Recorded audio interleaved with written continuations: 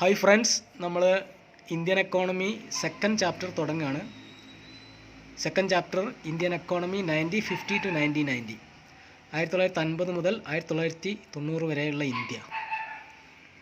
ഇതാണ് നമ്മൾ സെക്കൻഡ് ചാപ്റ്ററിൽ പഠിക്കുന്നത്. ഇതിൽ പ്രധാനമായിട്ടും ഗോൾസ് ഓഫ് 5 ഇയർ പ്ലാൻസ്, നമ്മുടെ സ്വാതന്ത്ര്യത്തിന് ശേഷമുള്ള നമ്മളുടെ വികസന ശ്രമം, ഇതിലൊരു പ്രധാനപ്പെട്ട ഒരു ചോദ്യമാണ് the goals of 5 year plans in India. ഇന്ത്യയിലെ പഞ്ചവത്സര പദ്ധതികളുടെ ലക്ഷ്യങ്ങൾ.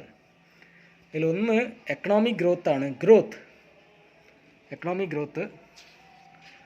ദെൻ സെക്കൻഡ് വൺ മോഡേണൈസേഷൻ, ആധുനികവൽക്കരണം, നവീകരണം എന്നൊക്കെ പറയും. Then third one self reliance, സ്വാശ്രയത്വം കൈവരിക്കുക. Then fourth one equity or equality, സമത്വം കൈവരിക്കുക എന്നുള്ളതാണ്. ഇത് വിശദമായിട്ട് നമുക്ക് വീഡിയോയിലേക്ക് പോകാം. ഹായ് സ്റ്റുഡൻസ്, നമ്മൾ ഇന്ത്യൻ എക്കോണമി സെക്കൻഡ് ചാപ്റ്ററിലേക്ക് പോവുകയാണ്. സെക്കൻഡ് ചാപ്റ്ററിൻ്റെ പേരാണ് Indian economy 1950 to 1990. Second chapter Indian economy 1950 to 1990. നമ്മൾ നേരത്തെ കഴിഞ്ഞ ക്ലാസ്സുകളിൽ പറഞ്ഞിട്ടുണ്ട്, Indian economy and evolution of Indian economy we can divide as pre-British Indian economy, British Indian economy and Indian economy after independence. ഇത് നമ്മൾ ബ്രിട്ടീഷുകാർക്ക് മുമ്പുള്ള ഇന്ത്യ സമ്പന്നമായിരുന്നു, ബ്രിട്ടീഷുകാർ വരുന്നു, ബ്രിട്ടീഷ് ഇന്ത്യ തകർന്നു പോകുന്നു. ഇനി ആഫ്റ്റർ ഇൻഡിപെൻഡൻസ് നമുക്ക് സ്വാതന്ത്ര്യ ശേഷം എന്തൊക്കെ മാറ്റങ്ങൾ ഉണ്ടായി എന്നുള്ളതാണ് ഈ ചാപ്റ്ററിൽ പഠിക്കുന്നത്. സ്വാതന്ത്ര്യം കിട്ടിയ സമയത്ത് നമുക്ക് ഏത് രീതിയാണ് ആദ്യം നമ്മളുടെ മുന്നിലുണ്ടായിരുന്ന പ്രശ്നം, നമ്മളെ ഇന്ത്യ സമ്പദ് വ്യവസ്ഥയിൽ ഏത് രീതി തുടരും, ഏത് എക്കണോമിക് സിസ്റ്റം തുടരും എന്നുള്ളതായിരുന്നു ആദ്യത്തെ ഒരു question.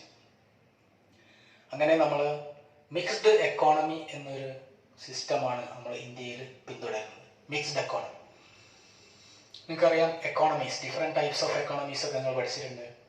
Capitalism, socialism, mixed economy, ഇതൊക്കെ നമ്മൾ പഠിച്ചാണ്. നിങ്ങൾക്കറിയാം എന്താണ് ക്യാപിറ്റലിസം എന്താണെന്ന് നിങ്ങൾക്കറിയാം, സോഷ്യലിസം എന്താണെന്ന് നിങ്ങൾക്കറിയാം, മിക്സ്ഡ് എക്കോണമി എന്താണെന്ന് നിങ്ങൾക്കറിയാം. എന്താണ് socialism? an economy controlled by government. All the means of productions are owned and controlled by government. അതാണ് സോഷ്യലിസ്റ്റ് എക്കോണമി എന്ന് പറയുന്നത്. ദെൻ ക്യാപിറ്റലിസ്റ്റ് എക്കോണമി എന്താണ്? All the means of production are controlled by private owners or private individuals. ഉൽപാദന വിഭവങ്ങളും എല്ലാ സമ്പത്തുകളും സ്വകാര്യ ഉടമസ്ഥതയിലാണെങ്കിൽ അതാണ് നമ്മൾ ഒരു ക്യാപിറ്റലിസ്റ്റ് എക്കോണമി എന്ന് പറയുന്നത്, മുതലാളിത്ത സമ്പദ് വ്യവസ്ഥ. ഇനി മിക്സ്ഡ് എക്കോണമി എന്ന് പറഞ്ഞാൽ ഇത് രണ്ടും, ക്യാപിറ്റലിസവും സോഷ്യലിസവും ഇതിൻ്റെയും പ്രത്യേകതകൾ ഒരുമിച്ച് നിലനിൽക്കുന്ന സമ്പദ് വ്യവസ്ഥയാണ് മിക്സ്ഡ് എക്കോണമി എന്ന് പറയുന്നത്. പ്രൈവറ്റ് ഓണർഷിപ്പും ഗവൺമെൻറ് ഓണർഷിപ്പും ഒരുമിച്ച് നിലനിൽക്കുന്ന സമ്പദ് വ്യവസ്ഥയാണ് നമ്മൾ ഒരു മിക്സ്ഡ് എക്കോണമി എന്ന് പറയുന്നത്. അപ്പോൾ സ്വാതന്ത്ര്യത്തിന് ശേഷം നമ്മളൊരു മിക്സ്ഡ് എക്കോണമിയാണ് നമ്മൾ സ്വീകരിച്ചിരിക്കുന്നത് ഇന്ത്യയിൽ. ഇപ്പോൾ സ്വാതന്ത്ര്യത്തിന് ശേഷം നമ്മൾ തകർന്ന ഇന്ത്യയെ രക്ഷപ്പെടുത്തുക എന്നുള്ളതായിരുന്നു നമ്മളുടെ ഭരണാധികാരികളുടെയൊക്കെ ലക്ഷ്യം. അങ്ങനെ എക്കണോമിക് പ്ലാനിങ് എന്നുള്ളൊരു രീതിയാണ് നമ്മൾ ഇന്ത്യയിൽ തുടർന്നത്. വികസനത്തിന് വേണ്ടി നമ്മൾ സ്വീകരിച്ചിരിക്കുന്ന ഒരു തന്ത്രം എന്ന് പറയുന്നത് എക്കണോമിക് പ്ലാനിങ്. എക്കണോമിക് പ്ലാനിങ് നിങ്ങൾക്കറിയാം, എന്താണ് പ്ലാനിങ് എന്ന് നിങ്ങൾക്കറിയാം. ഏതൊരാൾക്കും ഏതൊരു വ്യക്തികൾക്കും വിജയിക്കണമെങ്കിൽ പ്ലാനിങ് അത്യാവശ്യമാണ്. വ്യക്തികൾക്കാണെങ്കിലും രാജ്യത്തിനാണെങ്കിലും വിജയിക്കണമെങ്കിൽ പ്ലാനിങ് വേണം. ഇനി എക്കണോമിക് പ്ലാനിങ്, ഒരു രാജ്യത്തിൻ്റെ പ്ലാനിങ് എന്ന് പറഞ്ഞാൽ എന്താണ്? ഒരു രാജ്യത്തിൻ്റെ ചില ലക്ഷ്യങ്ങൾ നേടിയെടുക്കാൻ വേണ്ടിയുള്ള മുൻകൂട്ടിയുള്ള ടൈം ബൗണ്ട് ആയുള്ള ശ്രമമാണ് നമ്മൾ എക്കണോമിക് പ്ലാനിങ് എന്ന് പറയുന്നത്. To achieve some objectives or to some goals, pre-planned effort to achieve some goals, common objectives of an economy. ഒരു സമ്പദ് വ്യവസ്ഥയിലെ ചില ലക്ഷ്യങ്ങൾ നേടിയെടുക്കാൻ വേണ്ടിയുള്ള വിഭവങ്ങൾ പങ്കിടലാണ് ശരിക്കും സാമ്പത്തിക ആസൂത്രണം എന്ന് പറയുന്നത്. അപ്പോൾ സാമ്പത്തിക ആസൂത്രണം ഇന്ത്യയിൽ നമുക്കറിയാം 1950-ലാണ് ഇന്ത്യയിൽ പ്ലാനിംഗ് കമ്മീഷൻ സ്ഥാപിതമാവുന്നതും 1951-ലാണ് ഇന്ത്യയിൽ നമ്മൾ ഫസ്റ്റ് 5 ഇയർ പ്ലാൻ തുടങ്ങുന്നത്. അപ്പം നമുക്കറിയാം പ്ലാനിങ് സാമ്പത്തിക ആസൂത്രണം പല ടേമുകളുണ്ട്. നമുക്ക് ഷോർട്ട് ടേം പ്ലാൻ ഉണ്ട്, മീഡിയം ടേം പ്ലാൻ ഉണ്ട്, ലോങ് ടേം പ്ലാൻ ഉണ്ട്. ഇപ്പോൾ 1 വർഷം അതിൽ കുറവൊക്കെയാണ് നമ്മൾ ഷോർട്ട് ടേം പ്ലാൻ എന്ന് പറയും. 5 വർഷം അതുവരെയൊക്കെയാണ് നമ്മൾ മീഡിയം ടേം പ്ലാൻ എന്ന് പറയും. ഈ ഒരു 20 വർഷം വരെയൊക്കെയാണ് ആണെങ്കിൽ ലോങ് ടേം പ്ലാൻ എന്ന് പറയും. അതിനാണ് പെർസ്പെക്റ്റീവ് പ്ലാൻ എന്നൊക്കെ പറയും. അപ്പം ഇന്ത്യയിൽ നമ്മൾ സ്വീകരിച്ചിരിക്കുന്നത് 5 വർഷം കാലാവധിയുള്ള പ്ലാനിങ് ആണ്, സാമ്പത്തിക ആസൂത്രണം. അതാണ് പഞ്ചവത്സര പദ്ധതി എന്ന് പറയും, 5 year plans. India adopted medium term planning, that is 5 year plan. അപ്പം ഇന്ത്യയിൽ നമ്മൾ ഓരോ 5 വർഷം കൊണ്ട് നേടിയെടുക്കേണ്ട ലക്ഷ്യങ്ങൾ ആദ്യം മുൻകൂട്ടി തയ്യാറാക്കുന്നു, അത് നേടിയെടുക്കാൻ വേണ്ടിയുള്ള ശ്രമങ്ങൾ നടത്തുന്നു. അതാണ് 5 ഇയർ പ്ലാൻസ്, പഞ്ചവത്സര പദ്ധതി എന്ന് പറയുന്നത്. ഇന്ത്യക്കും ലോങ് ടേം പ്ലാൻ ഉണ്ട്, നമ്മൾ പെർസ്പെക്റ്റീവ് പ്ലാൻ ഉണ്ട്, ഒരു ദീർഘകാലം കൊണ്ട് നമുക്ക് നേടിയെടുക്കേണ്ട കുറേ ലക്ഷ്യങ്ങൾ. ഇന്ത്യൻ പ്ലാനിങ്ങിൻ്റെ വിജ്ഞാതാവ് എന്നൊക്കെ പറയുന്നത് PC മഹാലാനോബിസ്, പ്രശാന്ത് ചന്ദ്ര മഹാലാനോബിസ്, ഇന്ത്യയിലെ പ്ലാനിങ്ങിൻ്റെ വിജ്ഞാതാവ് എന്നൊക്കെ പറയുന്നുണ്ട്. അപ്പോൾ ഇന്ത്യയിൽ പഞ്ചവത്സര പദ്ധതികൾ ചില കോമൺ ലക്ഷ്യങ്ങളുണ്ടായിരുന്നു. മുൻ വർഷങ്ങളിലൊക്കെ ചോദ്യം വന്നാണ്, what are the objectives of 5 year plans in India? ഇന്ത്യയിലെ പഞ്ചവത്സര പദ്ധതികളുടെ ലക്ഷ്യങ്ങൾ എന്തൊക്കെ? ഇതൊരു എസ്സേ ക്വസ്റ്റ്യനൊക്കെ ആയി ചോദ്യം വരാൻ സാധ്യതയുള്ളതാണ്. വളരെ പ്രധാനപ്പെട്ടൊരു ഈ ഒരു ചാപ്റ്ററിലെ സെക്കൻഡ് ചാപ്റ്ററിലെ ഒരു പ്രധാനപ്പെട്ട ഭാഗമാണ് ഗോൾസ് ഓഫ് 5 ഇയർ പ്ലാൻസ്, പഞ്ചവത്സര പദ്ധതികളുടെ ലക്ഷ്യങ്ങൾ എന്തൊക്കെ? പ്രധാനമായിട്ടും പറയുകയാണെങ്കിൽ ഒരു 4 പ്രധാനപ്പെട്ട ലക്ഷ്യങ്ങൾ നമുക്ക് ചർച്ച ചെയ്യാം. അതിലൊന്ന് എക്കണോമിക് ഗ്രോത്ത് എന്നുള്ളതാണ്. ടു അച്ചീവ് എക്കണോമിക് ഗ്രോത്ത്, സാമ്പത്തിക വളർച്ച നേടുക എന്നുള്ളതാണ് ഇന്ത്യൻ സാമ്പത്തികത്തെ സംബന്ധിച്ചിടത്തോളം പ്ലാനിങ്ങിൻ്റെ ഏറ്റവും പ്രധാനപ്പെട്ട ലക്ഷ്യം. എന്തുകൊണ്ടായിരിക്കാം അങ്ങനെ? നിങ്ങൾക്കറിയാം, ഏകദേശം 200 വർഷക്കാലത്തെ ബ്രിട്ടീഷ് ഭരണം കൊണ്ട് തകർന്ന ഇന്ത്യയാണ് ഉണ്ടായിരുന്നത്. ഈ തകർച്ചയിൽ നിന്നൊക്കെ നമ്മൾ രക്ഷപ്പെടണമെങ്കിൽ എന്തായാലും നമുക്ക് ഒരു സാമ്പത്തിക വളർച്ച അത്യാവശ്യമാണ്. ഈ സാമ്പത്തിക വളർച്ച സംഭവിക്കണ എന്ത് സംഭവിക്കണം? നമ്മൾ ഒരു സമ്പദ് വ്യവസ്ഥയിൽ പ്രൊഡക്ടിവിറ്റി, ഉൽപാദനം കൂടിക്കൊണ്ടിരിക്കണം. ഉൽപാദനം കൂടണം, വരുമാനം കൂടണം, അതാണ് നമ്മൾ സാമ്പത്തിക വളർച്ച ഉണ്ടാവാൻ. അപ്പോൾ പ്രൊഡക്ടിവിറ്റി കൂട്ടാൻ വേണ്ടിയുള്ള ശ്രമങ്ങളാണ് ഗവൺമെൻറ് ചെയ്തുകൊണ്ടിരിക്കുന്നത്. ഉൽപാദനക്ഷമത കൂടുക, ഉൽപാദനക്ഷമത കൂട്ടിക്കൊണ്ട് GDP വർദ്ധിക്കുക. GDP എന്താണെന്ന് നമുക്കറിയാം, GDP ഗ്രോസ് ഡൊമസ്റ്റിക് പ്രൊഡക്റ്റ്, മൊത്തം ആഭ്യന്തര ഉൽപ്പന്നം. എന്താണ് മൊത്തം ആഭ്യന്തര ഉൽപ്പന്നം എന്ന് പറയുന്നത്?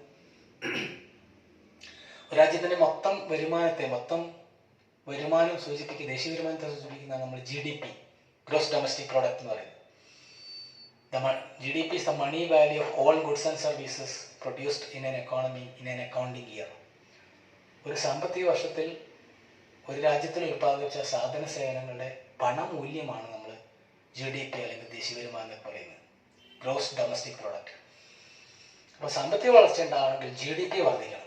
GDP ഗ്രോത്ത് റേറ്റ് ആണ് നമ്മൾ, GDP ഗ്രോത്ത് റേറ്റ് വർദ്ധിക്കുന്നതാണ് നമ്മൾ സാമ്പത്തിക വളർച്ചയായിട്ട് കരുതുന്നത്.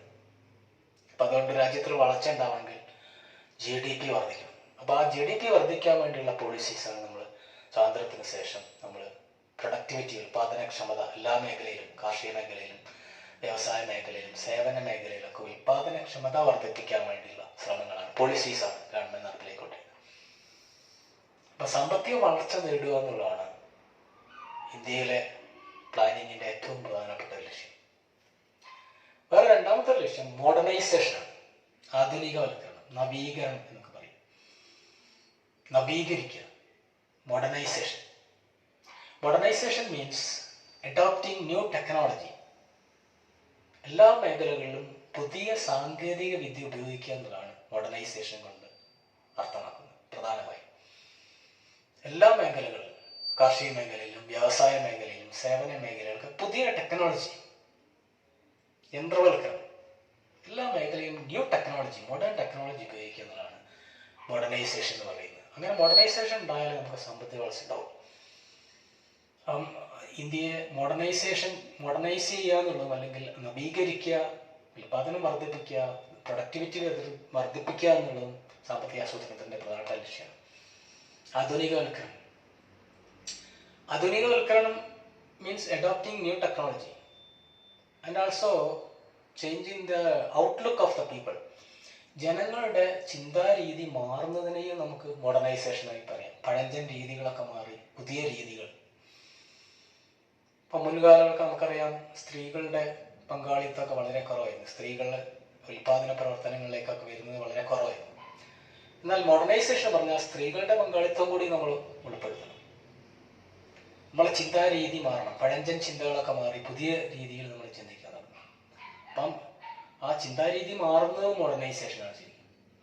അപ്പം മോഡേണൈസേഷൻ സംഭവിച്ചുകൊണ്ട് നമ്മൾ സാമ്പത്തിക വളർച്ചയും പ്രൊഡക്ടിവിറ്റിയൊക്കെ വർദ്ധിപ്പിക്കുക എന്നുള്ളതാണ്. എല്ലാവരെയും നമ്മൾ വികസനത്തിൽ പങ്കാളി ആക്കുക എന്നുള്ളതൊക്കെയാണ് മോഡേണൈസേഷൻ, നവീകരണം എന്നുകൊണ്ട് ഉദ്ദേശിക്കുന്നത്.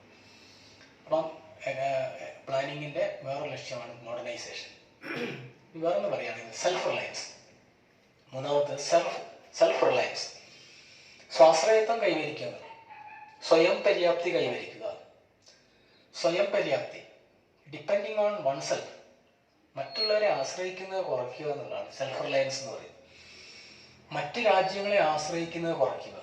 നമുക്കറിയാം, നമ്മൾ സ്വാതന്ത്ര്യം കിട്ടിയ രാജ്യങ്ങളൊക്കെ മറ്റ് രാജ്യങ്ങളുടെ ആധിപത്യത്തിന് കീഴായിരുന്നു. അപ്പം സ്വാതന്ത്ര്യം ലഭിച്ച ഇന്ത്യ പോലെ രാജ്യങ്ങൾക്കൊക്കെ സ്വന്തമായി നിലനിൽക്കുക അല്ലെങ്കിൽ മറ്റു രാജ്യങ്ങളെ ആശ്രയിക്കുന്നത് കുറയ്ക്കുക എന്നുള്ളൊരു ലക്ഷ്യം എന്തായാലും ഉണ്ടായിരുന്നു. അപ്പം മറ്റു രാജ്യങ്ങളുടെ ആശ്രയിക്കുന്നത് കുറയ്ക്കുന്നതാണ് നമ്മൾ സെൽഫ് റിലയൻസ് പറയുന്നത്. സ്വാശ്രയത്വം, ഇറക്കുമതി കുറയ്ക്കുക. മറ്റു രാജ്യങ്ങളിൽ നമ്മൾ ഉൽപാദന സാങ്കേതിക വിദ്യയൊക്കെ നമ്മൾ ഇറക്കുന്നത് ചെയ്യുന്നത്. അപ്പം അത് പരമാവധി കുറച്ച് നമ്മളെ രാജ്യത്തിൻ്റെ ഈ കാര്യങ്ങളൊക്കെ ഉണ്ടാക്കുക.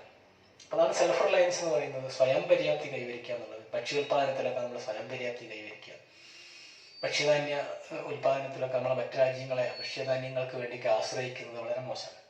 അപ്പം അതുകൊണ്ട് തന്നെ self Reliance, depending on one self, നമ്മൾ മറ്റു രാജ്യങ്ങളെ ആശ്രയം കുറച്ചുകൊണ്ടുള്ള ഒരു ഉൽപാദന രീതിയൊക്കെയാണ് വേണ്ടതെന്നുള്ളതാണ് പ്ലാനിങ്ങിൻ്റെ ഒരു ലക്ഷ്യം. അപ്പം self Reliance, achieve self Reliance. Then the fourth one, equity or equality, സമത്വം കൈവരിക്കുക എന്നുള്ളതാണ്. ഇന്ത്യയിലെ പ്ലാനിങ്ങിൻ്റെ ലക്ഷ്യം പൊതുവെ എങ്ങനെ പറയാം, ഗ്രോത്ത് വിത്ത് ഇക്വിറ്റി എന്ന് പറയാറുണ്ട്.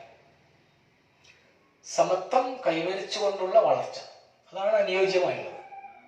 അപ്പം വളർച്ച സംഭവിക്കുന്നു, അതിൻ്റെ ഫലം കുറച്ച് സമ്പന്നർക്ക് മാത്രം ലഭിക്കുകയാണെങ്കിൽ അതൊരു നീതിയില്ലാത്ത അവസ്ഥയാണ്. അപ്പം അതുകൊണ്ട് എല്ലാ ജനങ്ങളുടെയും ക്ഷേമം വർദ്ധിക്കുന്നുണ്ടാവില്ല. അപ്പം എല്ലാ ജനങ്ങളുടെയും ക്ഷേമം വർദ്ധിക്കണമെങ്കിൽ എന്ത് വേണം? വളർച്ചയോടൊപ്പം തന്നെ നീതിയും ഈക്വാളിറ്റിയും വേണം. അപ്പം ഇന്ത്യൻ പ്ലാനിങ്ങിൻ്റെ പ്രധാനപ്പെട്ട ലക്ഷ്യമാണ് growth with equity or equality, സമത്വത്തിൽ ഊന്നിക്കൊണ്ടുള്ളൊരു വളർച്ച. അതാണ് ഇന്ത്യയിലെ പ്ലാനിങ്ങിൻ്റെ ഒരു പ്രധാനപ്പെട്ട ലക്ഷ്യം എന്ന് പറയും.